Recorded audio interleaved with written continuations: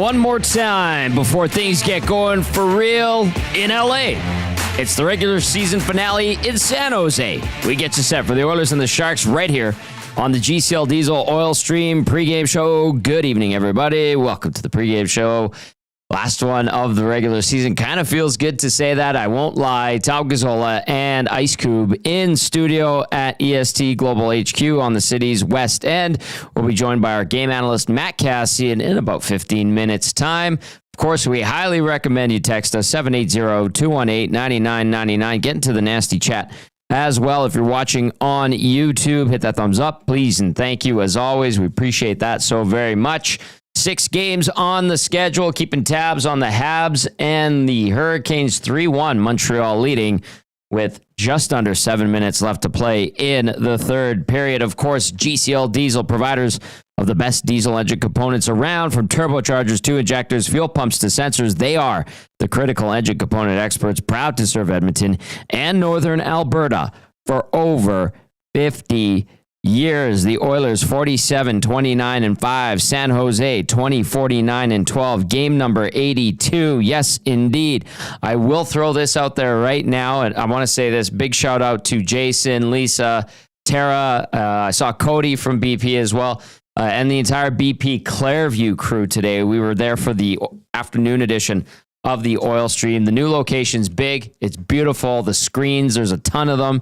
That big one right over the bar is 170 inches big, and the picture quality is amazing. They had a fire on April 30th, and it took just over 7 months to rebuild it and open back up. They retained, I think it was 44 or 45 of 49 staff.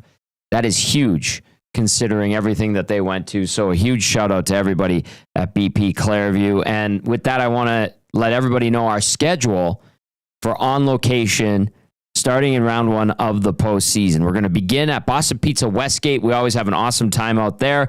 170th Street, 90th Avenue, right across the street from West Edmonton Mall. Tony, Curtis, and the entire staff there are absolutely fantastic. They do great giveaways. Any nasty who's been there knows that there's a ton of giveaways. Always a good chance to win prizes. They have 6 o'clocker lager in cans there. Also, BP Clairview had 6 o'clocker lager. Dusty had a few of those. So did the Nasties. Game 2, we're back at Hudson's. We're going to be at Hudson's, West Edmonton Mall. Looking forward to getting back there, seeing Jeff, Steve, Adam, and the entire staff over there. Game 3, home game. We return to the Canadian Ice House. You'll recall we were at the Ice House at the old station for parts of the regular season and then all of the playoffs. We're back at Ice House for home games during the postseason. So game 4, Ice House as well. Game 5, Hudson's White Avenue. Back at Hudson's White.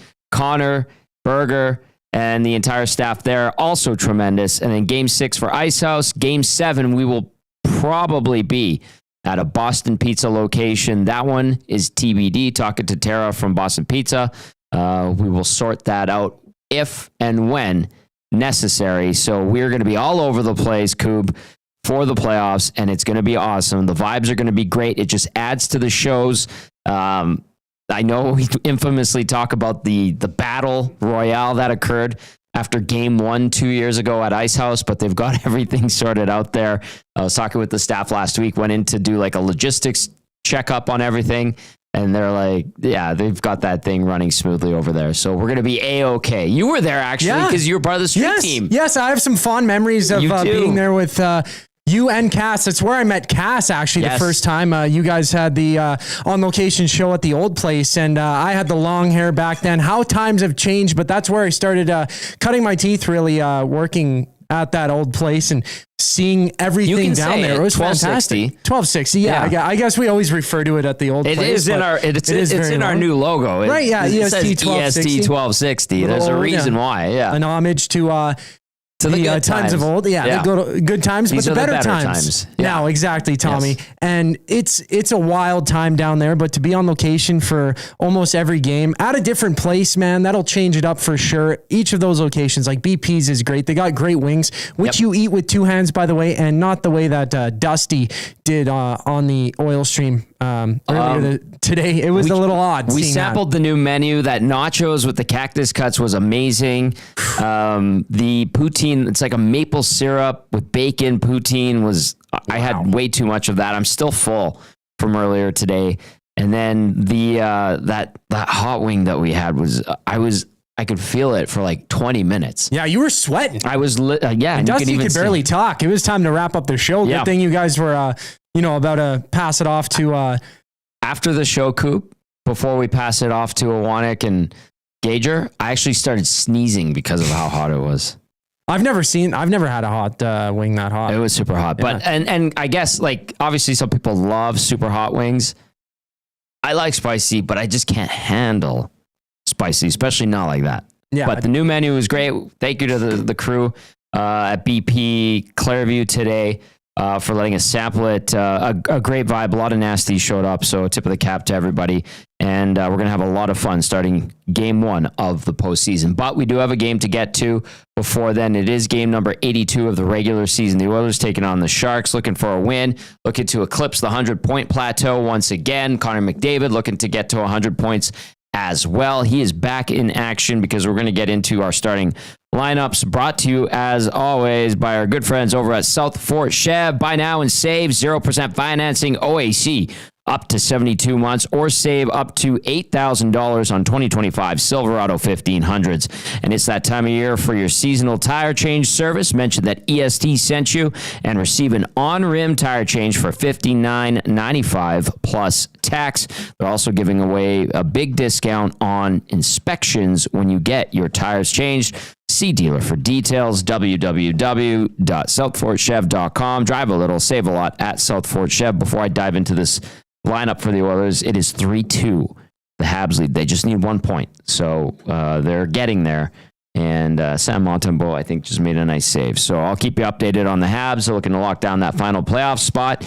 And it would be great to see the Montreal Canadiens and another Canadian team in the postseason. 4:27 left on the clock. All right, here is your starting lineup for the Oilers, brought to you by South Fort Chev. McDavid, like I said, making his return, expected to play alongside Jeff Skinner and Connor Brown. Ryan Nugent-Hopkins will have Vasily Podkolzin and Victor Arvidsson on his flanks. Adam Henrique between Corey Perry and Kasperi Kapanen. Then you've got Matthias Janmark back at center with Max Jones and Quinn Hudson playing in his second ever NHL game. On defense, Edmonton is going 12-5 tonight. So we're used to this. They go shorthanded.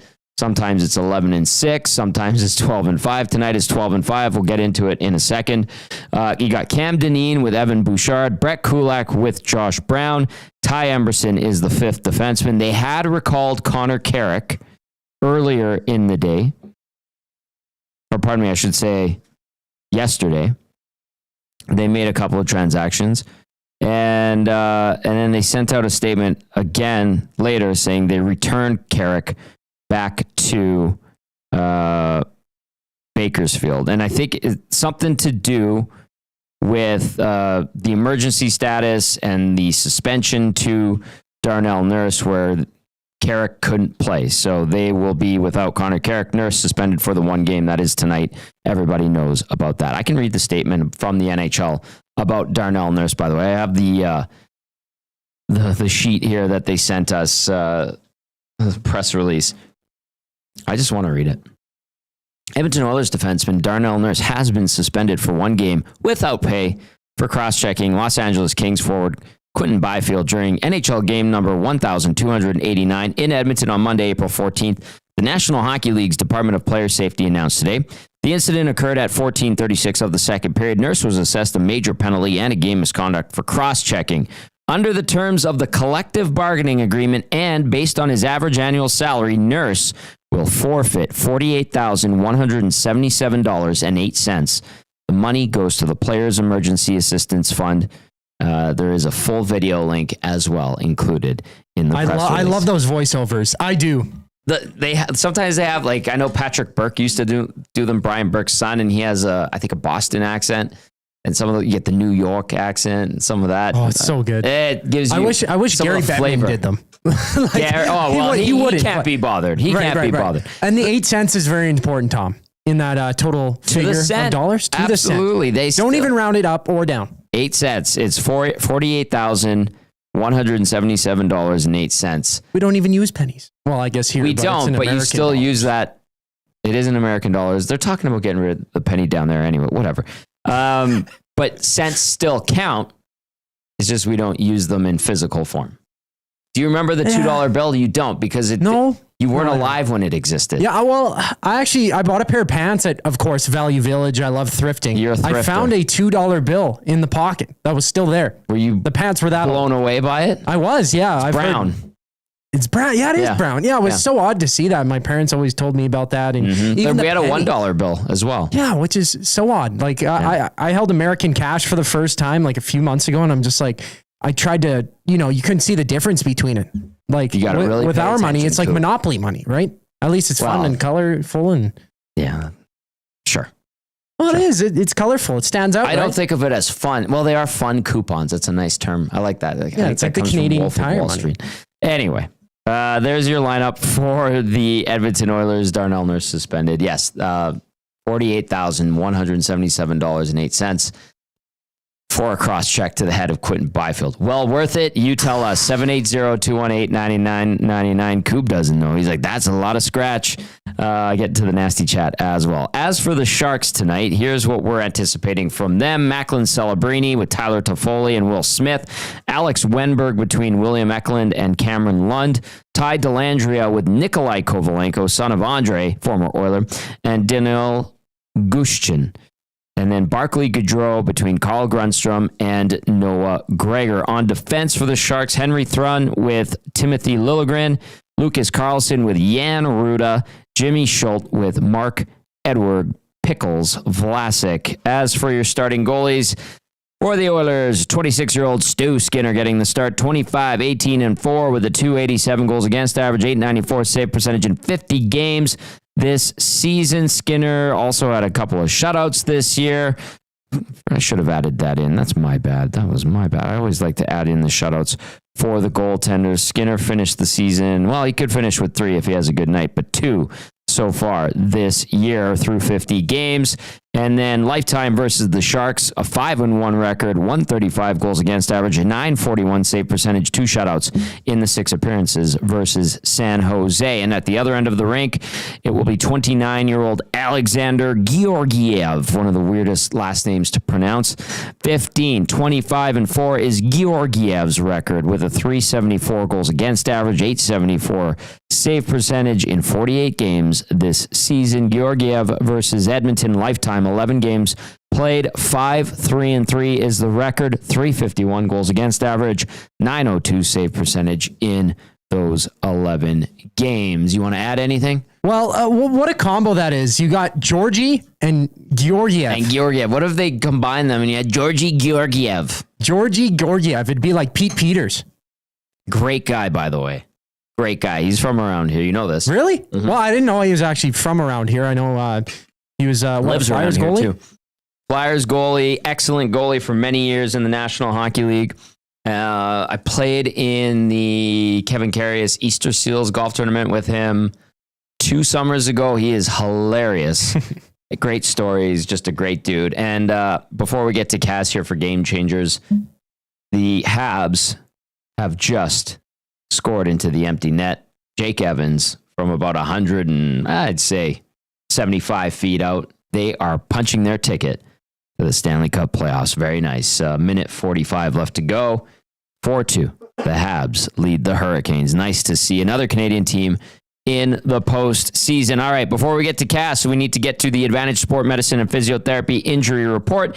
If your back hurts more than your pride after a triple bogey, it's time for an assessment at Advantage Sport Medicine. Book your assessment today at www.advantagesportmed.ca or call 780-460-9977. I look forward to torquing my back on the golf course very, very soon. I know Dusty had a chance to get out to the ranch yesterday. He shot a 98. He had a couple of tough holes. The wind wasn't too bad for most of the day, but he said the conditions at the ranch were great. I saw quarries opening up in a couple of days as well. Cattail Crossing, Mark and Gordo over there are already up and running, which is great. And more, I think, Matt from the Garrison, do we know? Yeah, it's open today. That was their first day today, but it is quite windy out and it's not the best of weather. It was snowing earlier. Yeah, that was weird. It was weird. Matt from the Garrison, the whole crew out there, 2 great courses just outside of St. Albert, just outside of the city's north side, by the way. Tremendous. All right, let's get to the injury report. Brought to you by Advantage Sport Medicine. For the Oilers, Jake Wallman, day-to-day, undisclosed. Zach Hyman, day-to-day. Troy Stetcher, day-to-day. Matthias Ekholm, lower body. Think of it long-term. I don't know if we're going to see him in the playoffs at all. Leon Draisaitl, day-to-day. Expect him to be ready to go for Game 1. John Klingberg was skating today. That's a good sign. Trent Frederick, ankle. Alec Regula, IR knee. Evander Kane, LTIR, abdominal surgery, knee surgery. I expect Kane to play Game 1. As for the San Jose Sharks, they have a bunch of injuries as well. Klim Kostin, lower body. Zach Ostapchuk, lower body. Mario Ferraro, fractured ankle. Shakir Mukhamadullin, upper body. Vinny Desharnais, upper body. Logan Couture, groin. This is the end of his career, unfortunately. Thomas Bordeleau, undisclosed. And Jack Thompson, upper body. Let's get to our game analyst, Matt Kassian, who is standing by. Good evening, Cass. A nice and early one for you tonight, which you love very, very much, right? Oh, my favorite. Yeah, I love the 8:30 starts. I love the 8:30 starts. They're great. They're awesome. Cass, I got to say, I don't think your mic is connected in there properly. It sounds like your mic. I just switched it. So there we go. He's got it. Oh, he sounds way nice and deep, crisp. Yeah, nice and deep and crisp, and just love the late games. Why can't they start them at 9 p.m.? Well, it's pretty close to 9. Pretty close. Yeah, but then why not 9:30? Why don't they start them like F1 races where they start them at like 11 p.m.? Why not? Well, right? That's because they're doing it in like. That's because it's like in Asia. It's a little bit different. Where it's like 50 degrees during the day. Yeah, that's a little different. Yeah. I mean, I never understood. I never understood 8:30 California starts or 7:30. I guess. Why not start the game? Even it. I know. I digress. Is what it is. Game 82. Sun's still out. Game 82. Exactly. Last game of the regular season. All right. Well, I want to start Game Changers with this. I want to start with Koob's question of the night. I want to get as much audience participation as possible. I want to hear what Cass has to say about it. So Koob, lay it on us. Let's get to the question of the night. Yeah, the question of the night here today, Tommy, is positive or negative? Does the outcome of tonight's game affect your view on Stuart Skinner? If he'll start in Game 1 or however you think. Do you, if he has a fantastic night tonight, will you be just completely flip from wanting to start Pickard in Game 1? Or if he completely craps the bed, does it change? Will tonight's game really even affect that at all? That is go ahead, Cass. That is a fantastic question. That is a fantastic question. And actually, if we're gonna jump ahead here, because that question of the night, gotta say this is how good that question of the night is. That question of the night, Zach, actually feeds right into what was going to be game changer number 2. Hey, let's go. Let's go. Question of the night / game changer number 2. Brought to you by Damon Bunting Real Estate. Oh, yes. Yes. Damon Bunting has been a consistent top producing realtor in the greater Edmonton area for over 17 years. He and his team would love to help you find that right home or make the move from your current home. Community driven. He understands what it takes to make a difference in our city. Check him out on DamonBunting.com or visit his Instagram at Damon Bunting Real Estate with the agency. So normally game changer number 2 is going to be that starting goalie. Oh yeah, well, good one. We'll throw it for good old Damon Bunting and the agency. So to answer that, because again, that's game changer number 2. To me, no. Unless he absolutely stinks it up. If the outcome is anything like Stuart Skinner playing average or better, then it's fine. Now, if Stuart Skinner absolutely bombs this, if he gives up 4 or 5 brutally weak goals and they have to pull him, then maybe all of a sudden that Game 1 itch starts a little bit in the middle of the back of management. But I think, short of him playing absolutely horrible, I don't think no. And for me, will it change it? Again, short of him completely playing absolutely atrociously horrible, no, I don't see it changing. Yeah. I'm with you, Cass. This is just kind of more reps for him to make sure he's ready to go for that first game. Yep. And like the other thing too, and it came up after the LA game the other night, is like Pickard's performance. I don't think we could put too much into that as well, because it seemed to have swayed a few people. And I don't think what happened on Monday really should have any bearing on the game plan going into the playoffs, this game at all. It's just, they're just trying to get these games out of the way, basically. That's the read I get on it. Yeah. Yeah, I would agree. Yeah. I mean, the bottom line, yeah, I would agree. All right. Well, let's look at Stuart Skinner tonight, Cass. It shouldn't have an effect on how we view him going into the postseason, but what kind of things are you looking for outside of a victory and some of the details that you want to keep tabs on?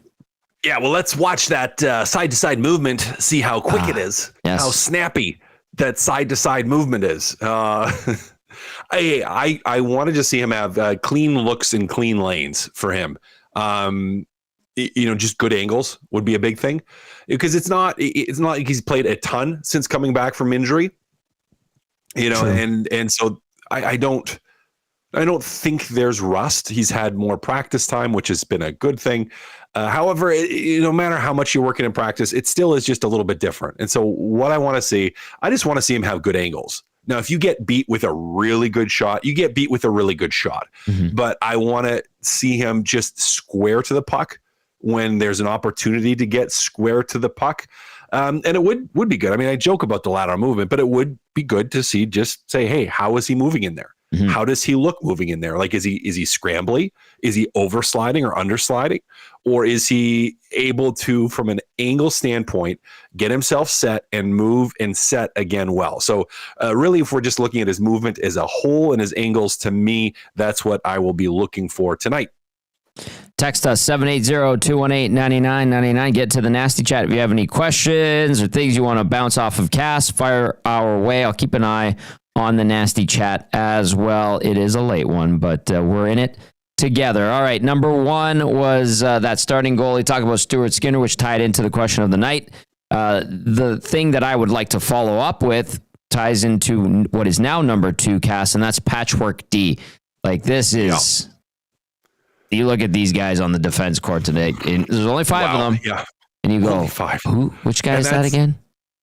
Yeah. And isn't that the scary thing? Is it's like these guys are going to have to play minutes too. Mm-hmm. Like, this isn't everybody's got to play minutes. Yeah. Like Bouchard and Kulak might play 28, 29 minutes tonight. Actually, they probably won't. They shouldn't. Yeah. But you probably could play them 28, 29 minutes. Like, they shouldn't, they won't, but they could play 28, 29 minutes. I mean, when Dineen, and this is not a knock on him, but when he looks to be anchoring your first pair, you got some issues. When Brown, who's played, this is his second game in like a month. Yep. Fact. You got some issues. Like, you're this is about a patchwork as it gets, which is, the fortunate thing with Darnell Nurse only getting a 1-game suspension, which is probably reasonable. Like, that's probably a fair level to it. I did think they were going to go to 2. I'm like, they got to go to 2. They got to go to 2. I was convinced that they were, so I'm glad they didn't. Well, I heard you yesterday on Two Guys talking about that, and you did make a good case for it. And thankfully, if you're an Oilers fan, the league didn't follow in that thought process. They made what I thought was the right decision, because it did deserve a suspension, and I think 1 game was reasonable to it. But I mean, that with all those guys out, and I know McDavid talks about, we're pretty much ready to go, and everyone's making a big deal about this, and you shouldn't be, and we're going to be fine, and we're going to be healthy. But I mean, man, no Ekholm, no Wallman, and then even Stetcher. It's just like, there's no one back. There's no one back there. How bad is it that we're like, I wish Troy Stetcher was playing tonight? Yeah. Yeah, I wish Stetcher was playing tonight. It's just crazy. So about as patchwork as you can get with that group, and maybe it's an okay thing in case one of these guys has to step in the playoffs and play a few more minutes than they normally would in Brown or Emberson or Dineen. Like, sure, maybe a little bit just of rhythm opportunity for them to get in and play more minutes, a situation where they're going to play more minutes than they typically play and get a little bit, at least one game worth of exposure to that. But, oh boy, this is about as patchwork as you could get. I guess we can look at it and say, thankfully, the San Jose Sharks are pretty banged up as well. Yeah, true. And, aren't the most gifted team in the league.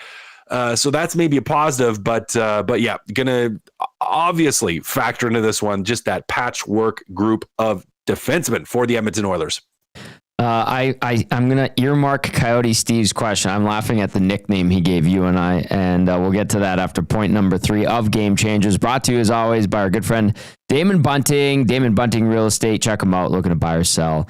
He will get it done for you quickly, efficiently, and with a smile. DamonBunting.com, or visit his Instagram, like Cass was saying, at Damon Bunting Real Estate. Number 3 tonight, 100, Cass. I got to get 100 for Connor. I mean, there's no way, and I know he is concerned about winning the cup and being ready to go in the playoffs. Mm-hmm. I know that. I believe that. Of course he is, but he wants 100 points too. He wants 100 points too. Like it is a huge milestone. And for all that people could say, oh, it doesn't matter. It absolutely matters. From a career standpoint, it matters. From a legacy standpoint, it matters. Yes. Ask that 1 point, that 1 goal difference. If you've ever had a chance, and I know, like Rob Brown, like you're talking about almost being at 50 goals. It's the same thing as almost being at 100 points.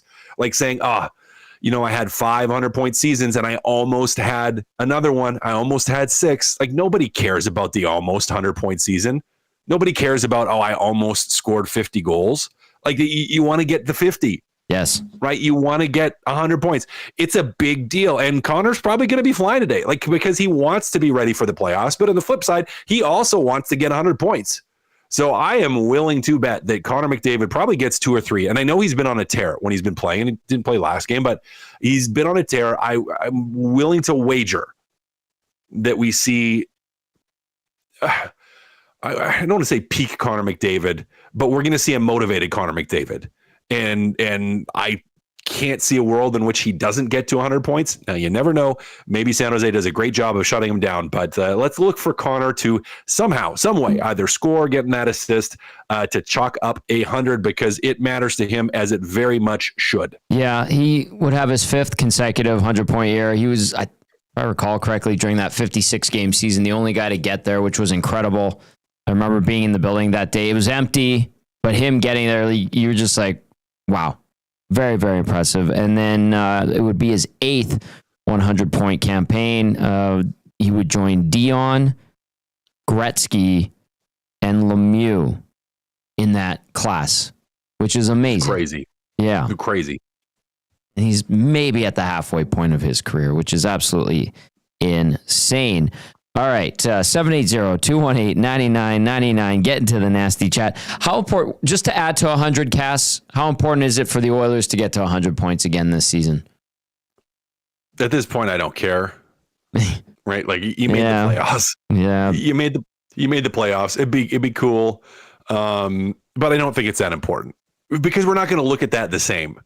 Right? We're going to look at it. They made the playoffs. They didn't make the playoffs. Mm-hmm. Now we're going to look at it and say they finished 3rd. And hopefully that's not what we're worried about. We're not going to look at it and say they really, really wish they would have finished 1st or 2nd in the division instead of 3rd. That I think is what we're going to look at, because the bottom line is you just got to make it in. That's your first barrier. Yeah. Now we would have loved to have seen them be the best team in the Western Conference, or the best team in the league, or the best team in the division, but they weren't this year. They weren't. But yeah, I don't think you worry as a team about that 100 points nearly as much. All right, let's dive into the nasty chat. Keep the text coming in. I looked over in the inbox, and there are a couple that we will get to. 780-218-9999 as we roll along on the GCL Diesel Oil Stream pregame show. Gazzola, Cass, and Koob. with you for game number 82. This one from Coyote Steve says, Kaz. See what he did there? Very good. Nice. Do you really believe that all these guys come back for the first game of the series and are able to compete at 100%? Timing will be off as well. That's from Coyote Steve. I will go to Kaz on this one. Yeah. You first, Kaz, in the Kaz portion. Yep. That's I think that's a great question because I know I'll say it. No, I don't think they come back and are all able to compete at absolutely 100%. And if they are at 100%, it could take a little bit for timing. Now, the adrenaline of the moment of it being playoffs could help with that. Yeah. I don't worry about Leon Draisaitl coming back and being able to find rhythm, as being one of the best players in the world. Like he's not a guy that I get as concerned with about that. Now, if we're going to look at some of the other guys, I would say, okay, particularly on the defensive side, that I might say, okay, maybe have a little bit of concern. Mm-hmm. Like Wallman, maybe have a little bit of concern with that. Is his rhythm going to be there? Is he actually going to be at 100%? I mean, we don't know. McDavid seems to think so, but we don't know. Is he able to step in and play at the level and the execution level that you're going to need? Matthias Ekholm, probably not going to see him. Right. Klingberg, who knows? Frederick is another player where it's fair to say, even if he comes back and he is 100%, we saw what happened when he came back last time. Mm-hmm. Like 7 minutes and, not even 7 minutes before he re-injured it. Like 6 seconds. Yeah. And it re-injured. So can I say that I feel that he's going to be back at 100% if he plays in game one? Nope. And he hasn't had games to play to get his timing back. And that can take time. Again, adrenaline will make up for some of it. But no, I can't look at this lineup and how it is now and say every single guy is going to be at 100% for that game one and that they're going to have their timing. I don't think you can say that. Yeah. I don't think you can. Despite what Connor McDavid says, I don't think you can. Doesn't mean I think Edmonton's going to lose. Doesn't mean I think they lose the series. But it could take a little bit for some of those guys to get going. What did you guys make, or what did you make in particular, Cass? And then whoever's listening and watching for sure, like chime in. What did you make of McDavid with his statement about we're tired of being called the underdog and we're limping in this and that? I'm paraphrasing, obviously, but I was a bit surprised that he came out so spicy. I don't mind it, but I was like, well, I don't mind it at all. Yeah, I don't mind it at all. I think as a captain, you should. Right, as a leader in that room, I mean, what? Like, he's not going to come out and be like, "Oh yeah, we're really banked up, and we'll see what happens, and maybe everyone will play and go like full Eeyore on it." Like, you can't. As a leader in that dressing room, like your teammates are going to hear that, they're going to see that, they're going to know that. You're going to carry that around the dressing room, like if you're sitting there feeling sorry for yourself, which you can't do. You can't do. So the right response from him, from a leadership standpoint, is to stand up and to throw a gesture in the air, proverbially, and to be like, you know what? This is what I think of what you guys are saying about this. We're going to go and we're going to do our thing. We're fine. We're good. Go do it. We're just going to go do it. Like, and so I love that mentality and that attitude, because that's what you have to have. You have to have that belief. You have to have that. And from the leadership in that room, which, Connor McDavid is the biggest leader in that room, or they need him to be. That's exactly what you want. So I loved it. I loved that there was some spice to it, because I know he probably, it's bristly, right? It's being very pissy, much so, as it were, right? Yep. And carrying that back into the dressing room and having your teammates see that and going back in and being able to go into that room and be like, man, they asked me about that and they were asked about the injuries, and I'm just blankety-blanking sick of it.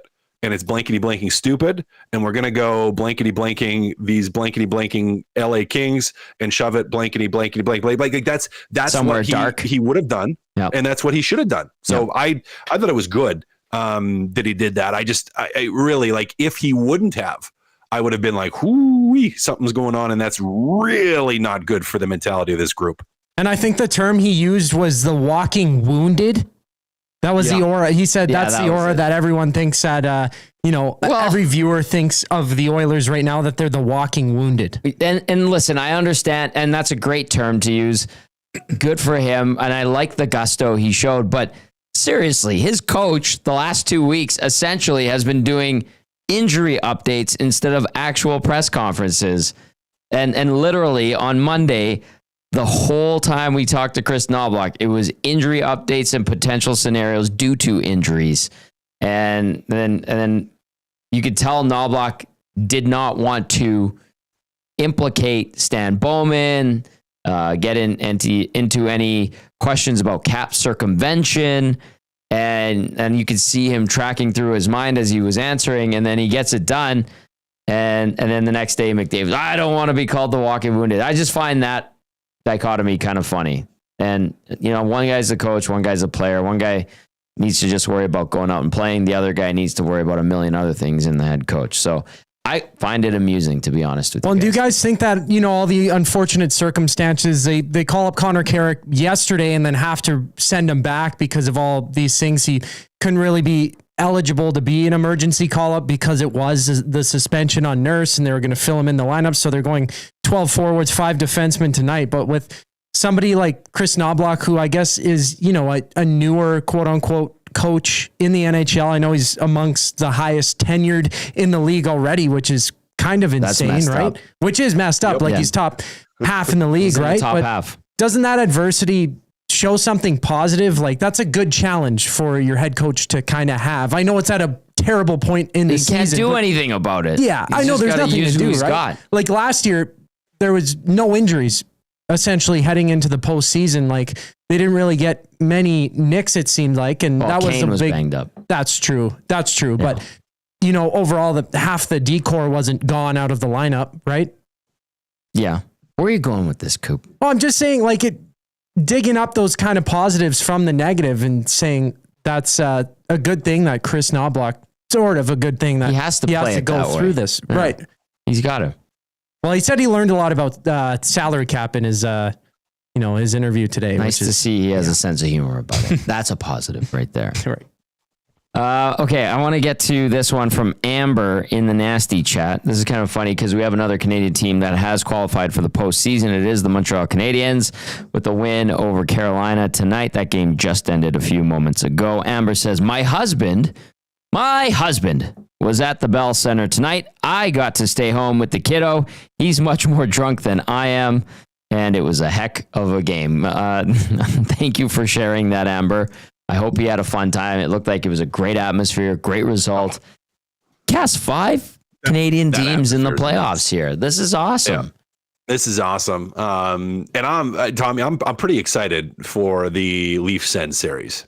That'll be a good one. That's going to be a good one. And I hope it's tight. And I really hope. I would love it if the Sens knocked them off in that first round. You love the Leaves. The Leaves. I hope the Leaves lose. That would be, I would be just tickled and sassy if that were to happen. But yeah, it's pretty awesome. That many Canadian teams making it in. It's going to be still a grind for any one of them to win it. A little bit more. I don't know if I would say there's more chance. I mean, it feels like there's no easy path. Not that there ever is for a Canadian team, but it feels like, Winnipeg's got just an absolutely vicious division to go through. Yes. Edmonton is banged up, walking wounded, and hasn't been, at peak Oilers all season. So they're going to have their own challenges to go through an LA Kings team that's playing really well, and potentially Vegas or whoever else. Mm-hmm. And then the other side, either Toronto or Ottawa is going to get knocked out in the first. And I love Montreal's story going in, but it's going to be a Cinderella story for them to have a chance to make it. So yeah, it's going to be still tough for a Canadian team to win it and to raise that cup. But Tom, that first round, if I was a player in the league, I'm going to be going playoff revenue. That's what I'm thinking. You have all these Canadian teams in and hoping for a long series in all of them so that hockey related revenue jumps right through the roof. That's exactly what I would be thinking as a player. Yeah, drive that HRR up, baby. Canadian teams in this. This is great. Hopefully they're all long series. Careful, Cass. OEG's probably watching or listening, and they're like, Cass thinks like a businessman. We can use a guy like that. No, you can't. He's ours. Yeah. That's funny though. But you're right. That does mean HRR does go up. Okay, I'll do this one from Coyote Steve, who says, Kaz, wonder if Habs have better chance to knock off Caps than Oilers do against Kings. LOL, just trolling. No. No. The answer is no. No. Above average checking in. Our own Trev, YouTube Trev. Good to hear from him. All right. Hope you're doing good, Trev. We miss you around here. All right. A couple more here, Cass, for you, if you don't mind. I mean, we're having fun. Yeah, for sure. Yeah. Spruce Grove Corey says playoffs are set. Here are my picks: Montreal in 7, Ottawa in 7, Carolina in 6, Tampa in 7, Winnipeg in 6, Edmonton in 7, Colorado in 6, Vegas in 5. Which series, Cass and Koob, intrigue you guys the most? And I know Koob was talking about using that one as his question of the night. Go ahead, boys. Koob, go first here, buddy. Well, there's a few that intrigue me. We talked about it a bit on EST afternoons as well, Monday through Friday, 1 to 3 p.m. right here on Edmonton Sports Talk. Yes, sir. There's a few that you could pick here, boys. And I think a big one is going to be the Canadiens Capitals series. That's one that I had in my mind, but I think the number one series, most anticipated series for me is going to be Toronto versus Ottawa, man. Like the Battle of Ontario, the Boo, as Lieutenant Eric dubbed it. And it's just going to be fantastic. Like both teams have fantastic players. Ottawa, I think, was a team that was battling for a few years there, and I kind of had them penciled in and making the playoffs for the past couple seasons myself. Seeing them make it, now they have a true number one goaltender who can really make a save in between the pipes. And the Battle of Ontario is going to be great. I'm taking the same approach as Matt Iwanek, where it's like, seeing the Leafs lose to their provincial rival would really be something. It would really stir the pot and poke the fire. So pure heartache was the term. Yeah, heartbreak. Yeah, he wants to see heartbreak. Heartbreak. Fantastic quote from Iwanek there. But boys, what do you think? Go ahead, Cass. That one's up there for me. I mean, the Oilers are always going to be fun, right? Like we're always going to care about that. The Toronto, Ottawa one, hard to argue with you on that. Like that, to me, the Battle of Ontario is going to be awesome. But I'm going to be a little different. And I'm going to pick that Dallas, Colorado series. Yeah, it's going to be good. And with the reason being, like, you have two teams coming into it healthy, two really good teams that, and I know Dallas, lost a couple towards the end, but they're one of the best teams all year. And Colorado, who just surged post trade deadline and played really well. I mean, you just superstars galore in that one. That one has its own storylines, like Rantanen and the Stars playing against, his old team in the Colorado Avalanche. Have the Landeskog potentially coming back at some point, if not early in this series. Not that he has that much of an impact, but just the emotional side to it as well. So there's storylines in that series. Like you have the storylines, which I love, for playoff series. Like those storylines are one of the fun things. In Edmonton here, we have the injuries, and then Edmonton has beat LA the last number of seasons, and it's kind of gone down a game each time they beat them. But those storylines for the Dallas Colorado game, I think, are just awesome. Like I just absolutely love it. And I think that one's going to be really, really fun. I'm not going to argue with you guys on any of them, but the one that I'm excited about and probably out east will watch the most is Tampa and Florida. And I think too, that we're going to see some earlier starts. Obviously out here with the Eastern Conference teams, we're going to see early starts comparatively, but I think maybe we'll even get some afternoon ones. And I think those, for me, at least as a fan of hockey, I like seeing the early afternoon games out east and like just monster heavy games that kind of set the tone for the day. So I think Tampa and Florida are going to be very much capable of doing that. And I think, yeah. And I think Tampa is going to win that series. Oh, wow. Should we call it the boof? The boff. The boff. The boff. Boff. The showdown in Sunshine State. Yeah, too many words. But I get it. Boff. Boo. Boa. S. The Boa. Yeah. Yep. Yeah. Boa. First time I saw that, I'm like, what does that even mean? Battle of Alberta. Do you know that the Oilers own the trademark for Battle of Alberta? No, but that's good. That's cool. They own it, and I remember. I think the Stampeders tried to use it, and they had to call for approval. Something to that effect. But I know the Oilers, when I was working there at least, they owned the trademark Battle of Alberta. They held it tight like a boa constrictor? Hey, there you go. Hey. Good pun. Very smart, though. That's one of the ones where I was like, checkmate. Well played. Let's go to Maple Jet, who texted in, says, hey, Cass, Nurse's suspension aside, do you think the Oilers should have used that B squad to set the tone in the last game? Like in the last, I think, does he mean last game like with LA? Yeah. Well, they kind of did a little bit. Maybe a little bit. I mean, that's why there were so many penalties. Without going full like old school NHL. I mean, I wouldn't mind it a little bit. Would we have been unhappy with a Brown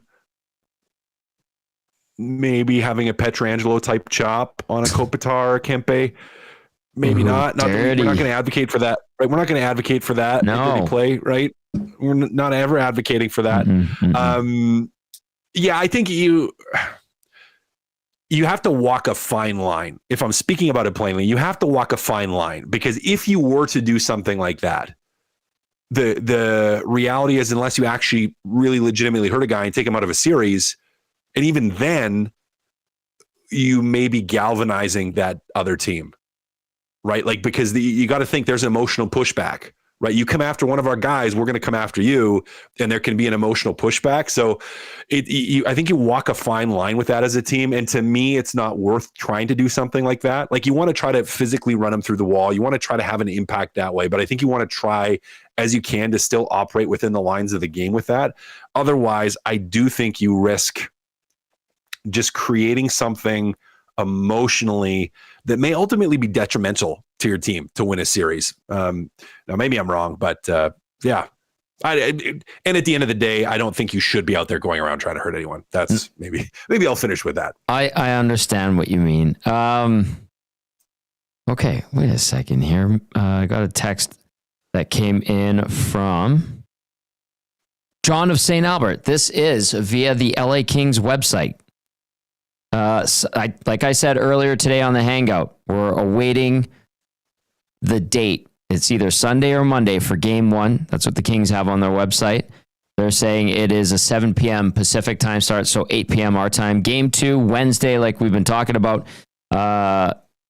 Game 5 expected to be Tuesday, the 29th, time TBD. Saturday, May 3rd, game 7.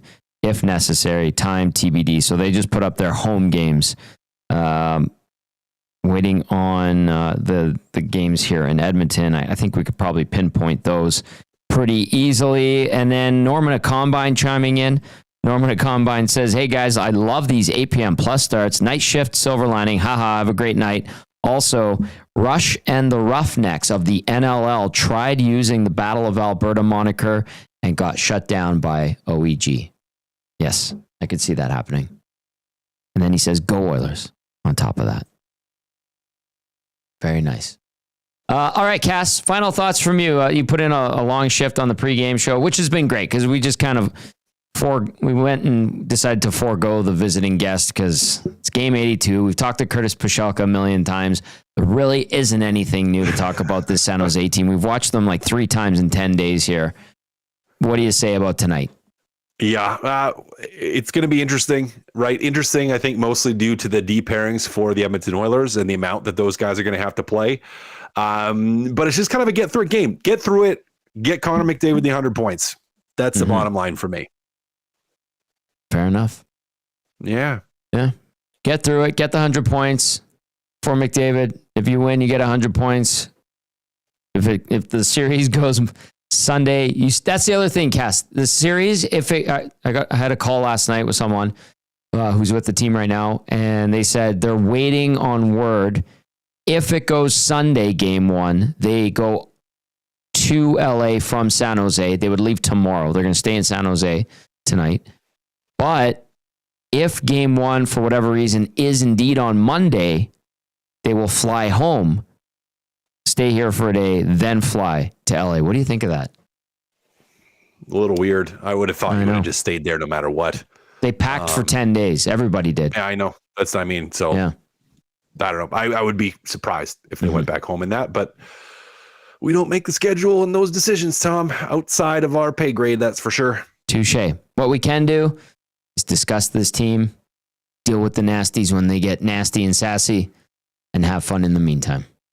Absolutely. Great stuff, Cass. I'll see you very, very late tonight. Yes. Yeah. So excited. Yeah, you are super pumped. There's our game analyst, Matt Kassian, with Game Changers, brought to you, as always, by David Bunting Real Estate. David Bunting now with the agency. A lot of smiles in the Habs locker room, clinching that playoff spot with the 4-2 win over the Montreal Canadiens, or over the Carolina Hurricanes tonight. Habs punching their ticket for a first-round series with Washington. And that was Skylar Brindamore's NHL debut for the Hurricanes. Did you know which team drafted him? Is this a trick question or no? Because I know it wasn't Carolina. They got their rights. Huh? For some reason, I do. When was he drafted? 2017. 2017. 6th round, 177th overall by? I'm just going to say the Oilers. That's correct. For some reason, deep down, I felt I knew that. But when you pried for it, I'm like, And he went to the BCHL for a couple of years, and then he played 4 years at Quinnipiac. Then he went to Charlotte after they acquired his rights from Edmonton, or he was signed by the Carolina Hurricanes. So it might have been one of those ones. He's like, I'm not signing with the Oilers. And tonight made his NHL debut. Played for the Charlotte Checkers last year, Chicago Wolves this year. 23 points in 67 games, and a nice touch by the Canes to get him into an NHL game coached by his dad. He's 25 years old. I do remember him at rookie camp in Jasper. Nice kid. Big kid. I don't know much about him besides that he's the son of Rod Brindamore. But it's nice to see, he gets in a game right in the last his NHL debut. Game of the season. It meant a lot for the Canadians, but it definitely didn't mean too much for Carolina. Now, one question, because it is game 82, like everybody is basically priming up for the playoffs, which they are. There's a lot of players resting for the Oilers tonight. For the guys who, I guess, with injuries, they might get put in the lineup, like a Josh Brown. Quinn Hudson, he can't play in the playoffs, correct? Right. Yeah, so correct. With the game tonight, how do you see it really going energy-wise? Like, do you think those guys who are kind of battling for that spot will try and put that extra muscle into it, or do you think they're just packing it in for the playoffs? It in. I want to say the right thing and be like, they're going to try, give it 100%, pucks deep, work it in the corners. They're going to try not to get hurt. I could see a Quinn Hudson trying to have better puck touches. I could see Josh Brown trying to get his timing, but it's not going to be overly assertive. Well, and like you guys said, you don't want, Bouchard and Kulak, like two important guys for this rush, to play 29 minutes We're tonight. We're going to see a lot of Cam Dineen, especially if things are going well. If McDavid scores that 100th point right away, the Oilers get an early lead. And listen, this San Jose team is banged up as well. Yeah. Really banged up. Okay, we do have some time. We might go a couple minutes extra. Usually we wind it down right about now, but the puck's not going to drop for like 15 more minutes at least. And we have had some good texts. Keep those coming in, 780-218-9999. Mike in Thunder Bay, he's staying up for 100 points. That's a late one. It's already 10:30 almost in Thunder Bay. John of St. Albert says, do you think they're going to move the concert on the 26th to accommodate a home playoff game? I don't know for sure, John. I would have to ask, and I haven't bothered to. I could try to find out. You know what? I'm going to send some texts out during the game and try to get the scoop on that. Didn't they move a couple last year? Yeah. Like they moved a big show too. Not really, Bush X or whatever the band is. I actually have never heard of them. Are scheduled. Gavin Rossdale. No clue Mr. Gwen Stefani for a while. They were huge in the 90s, early 2000s. Have you ever heard of Machine Head? Machine Head, yes. That's I've heard. Bush. Oh, and really? they were only called Bush X in Canada because there was already a band called Bush, and they were signed to a label. There's some kind of discrepancy there, trademarking issues. Speaking of trademarking, yeah. And then now I think they can just go by Bush. Oh, I gotta check them out then. Machine Head's a great song. Head. Yeah, okay, we're gonna run Chris Knobloch from earlier today. You'll hear from him, and then we'll get to some final texts, and I'll throw out the question, or not the question of the night, the lines for this game one more time as we roll along here on the GCL Diesel Oil Stream pregame show. Here is Chris Knobloch. Maybe just kind of take us behind the curtain. What's the energy of the team like right now? Everyone's, I think, got the eyes on the playoffs and what we're going to be doing, and obviously we want to finish off on high notes and put in a good performance, and I think it's so important. We've been saying this for the last week or so, is just good habits. Going into the playoffs, we don't want to make sure that, that we are winning as many games, and obviously we're putting in a fight to get home ice advantage, but it's ultimately rounding out our game and playing well, so we are in a good position when playoffs start. What's the approach that you take as the coach to help that mindset kind of narrow in terms of we still do have this game to play, but we know obviously what's ahead? Talking about things that when we are playing well, what are we doing? That's getting pucks in deep. Are we protecting? What's our breakouts? Just those habits, and emphasizing those habits, and then good things will happen. So, we're playing a team that's their last game of the season, and they are not making playoffs, but there will be a lot of emotion, and we've had some good games against them this year that, it's not going to be something that we want to take for granted. With the adversity that you guys have been facing over the last month or so, with guys coming in and out of the lineup, what's something that you've learned about this group that you maybe didn't know before? Well, a lot of the players, just what they can bring, and a lot of guys have elevated their game with more responsibilities, more ice time, and we've counted on them, and they've played really well. So the fact that we survived this 2-3 weeks without a lot of our star players and a lot of our top guys, says a lot about this group, and we got to maintain them playing at that level so we can have success in the long run. It may be kind of obvious, but for you as a coach, in what ways have you been challenged through this? Well, I've learned a little bit about the salary cap and in the injury reserve and when you can call somebody up, because I didn't know very much about that before, but I've learned a lot over these last couple of weeks with the call-ups and when you can, when you can't, and when you have to play shorthanded. So I'm that part of it. But, as a coach, we're always trying to get the most out of our players, and every year and every team is different, so you have to find different ways, and I've obviously learned a little bit about that. You mentioned just missing the top guys. I mean, the obvious question, there was a target for Leon to play tonight. Is he going to go tonight? Leon is not going to play. We are waiting. Yes, he's not playing tonight. Is there a hope that, he's close enough to be ready to play for game one? Yes, we believe that all the guys that we have on our injury reserve will be joining us in playoffs, most of them for game one, and everyone but Matthias Ekholm. And then Connor McDavid, I know he was a healthy scratch last game, but is he back in tonight? I mean, how much does that 100 points mean to him and maybe to the group? Well, it wasn't quite a healthy scratch. It was, he is playing tonight, and I don't think it's a milestone or hitting 100 points. I'm sure it would feel great, but I think in Connor's mind, the most important thing is getting ready for the playoffs and doing everything he can so he's at his best. If he hits 100 points, I'm sure that'd be great, but I think the biggest picture is just getting ready for the playoffs. You mentioned managing, maybe something that he's dealing with now. I mean, what's the decision? Why play him tonight instead of maybe giving him another break? We were playing 3 games in 4 days. We were playing back-to-back with travel. Just a lot more risk at that point. At the end of the season, that we were just being a little more safe. That's all. We didn't play. We've got a little more time off. Last game of the season, we feel that it's much more, we're in a better position that he can play. Chris, can we also expect Connor Carrick to draw in today? Unfortunately, Connor will not be playing. Carrick, just because of the emergency recall, we have to play 1 short. So we played 1 short last game, but now we're putting Connor in the lineup. We continue to have to play 1 short because of the suspension to Darnell. Okay, so will it be 12-5 or 11-6 or 12-5? 12-5. There you go. There's Chris Knobloch. He learned a lot about the salary cap. No Draisaitl. McDavid, good to go. Expects everybody except for Ekholm that's banged up to be ready to go for the playoffs.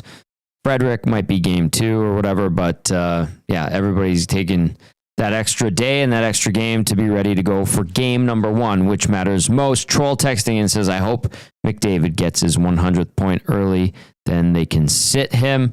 And then here is the anticipated lineup for the Oilers and the Sharks in this last game between both clubs and for both clubs in the regular season. The Sharks, of course, finishing last in the National Hockey League. For the Oil tonight, McDavid between Skinner and Connor Brown, Nugent-Hopkins with Podkolzin and Arvidsson, Henrique between Perry and Kapanen, Janmark centering Jones and Hudson on defense, Cam Dineen with Evan Bouchard, Brett Kulak with Josh Brown, and Ty Emberson is the 5th D-man. They are going 12-5. Darnell Nurse suspended. As for the Sharks, Macklin Celebrini between Tyler Toffoli and Will Smith, Alex Wenberg with William Eklund and Cameron Lund on his flanks, Ty Dellandrea centering Nikolai Kovalenko and Daniil Gushchin, and then Barclay Gaudreau between Carl Grundstrom and Noah Gregor. On defense for San Jose, Henry Thrun with Timothy Liljegren, Lucas Carlson with Jan Ruda, Jimmy Schultz with Mark-Edward Vlasic. Your goalies for tonight, 26-year-old Stu Skinner in orange and blue, and 29-year-old Alexander Georgiev for the teal and white. Those are your lineups for tonight's game number 82. That's going to do it for the GCL Diesel Oil Stream pregame show. Big thank you to everybody who listened. Big thank you to everybody who watched. Hit that thumbs up button on your way. Penner's Pancake says, Koob putting in the OTs, doing great, hanging in there. Lots of energy as always. Drinking sodas all day long. He's peed about 1 million times. Fergie's Prostate says, I can come over. We could do like a Manning cast. You know what, Fergie? You could babysit Koob. I'm kidding. All right, that's going to do it for the pregame show. For Koob and Cass, I'm Tom. We'll see you on the postgame show. Enjoy the final game of the regular season.